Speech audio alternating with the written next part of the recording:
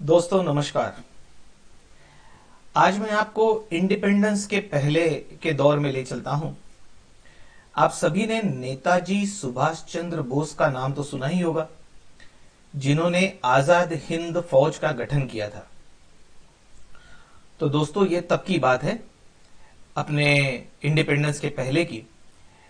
तो नेताजी बर्मा में, जो आज का म्यांमार है, वहां किसी जंगल में अपने सैनिकों के साथ छुपे थे और अपनी सेना के लिए कुछ पैसा जमा करना चाहते थे, क्योंकि भाई लड़ाई लड़ने के लिए पैसे की तो जरूरत पड़ती है।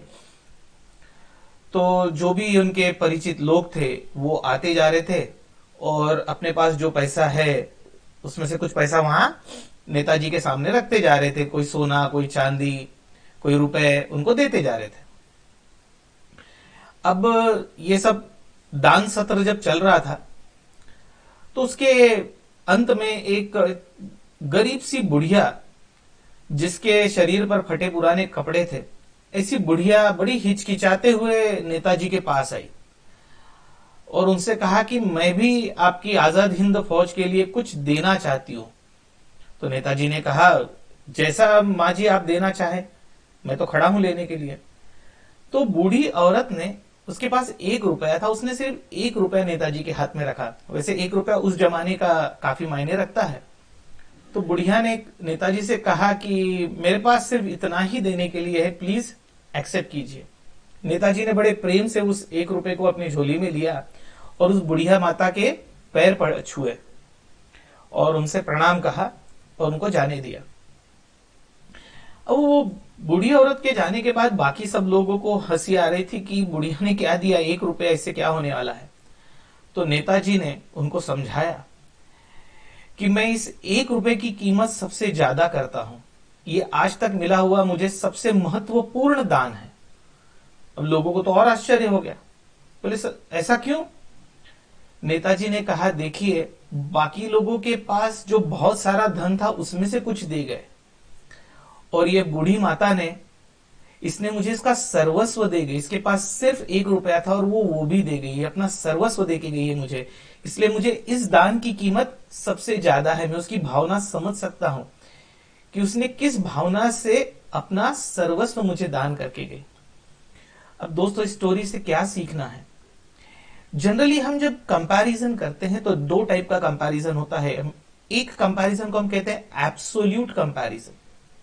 एक कंपैरिजन होता है जिसको हम कहते हैं एब्सोल्यूट कंपैरिजन, और दूसरा कंपैरिजन होता है जिसको हम कहते हैं रिलेटिव कंपैरिजन।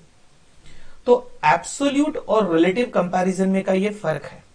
इसको एक और एग्जांपल से मैं समझा देता हूं, क्योंकि हम जो गलती करते हैं वो एब्सोल्यूट कंपैरिजन की वजह से गलती होती है, जबकि होना चाहिए रिलेटिव कंपैरिजन।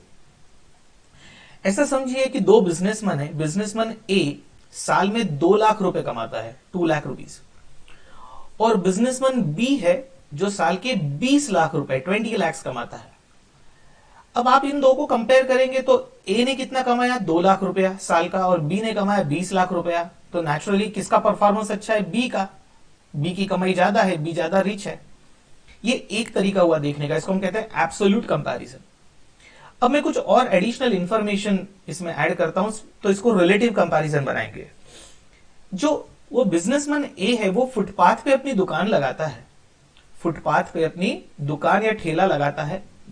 उसकी इन्वेस्टमेंट है 20,000, 20,000। वो 20,000 इन्वेस्टमेंट पे 2 लाख रुपए कमाता है। 20,000 की इन्वेस्टमेंट पे वो 2 लाख रुपए कमाता है। इसको हम कहते हैं रिलेटिव कंपैरिजन की कमाई कितने इन्वेस्टमेंट पे की। इंग्लिश में इसी को हम ROI, रिटर्न ऑन इन्वेस्टमेंट भी कहते हैं। तो 20,000 की इन्वेस्टमेंट पे उसने 2 लाख रुपए कमाए, और बिजनेसमैन बी है जो नेचुरली बड़ा बिजनेसमैन है, उसका बड़ा शोरूम है, उसने 1 करोड़ रुपए इन्वेस्ट किया है, और उस 1 करोड़ रुपए इन्वेस्टमेंट पे उसने कितना कमाया? 20 लाख रुपया।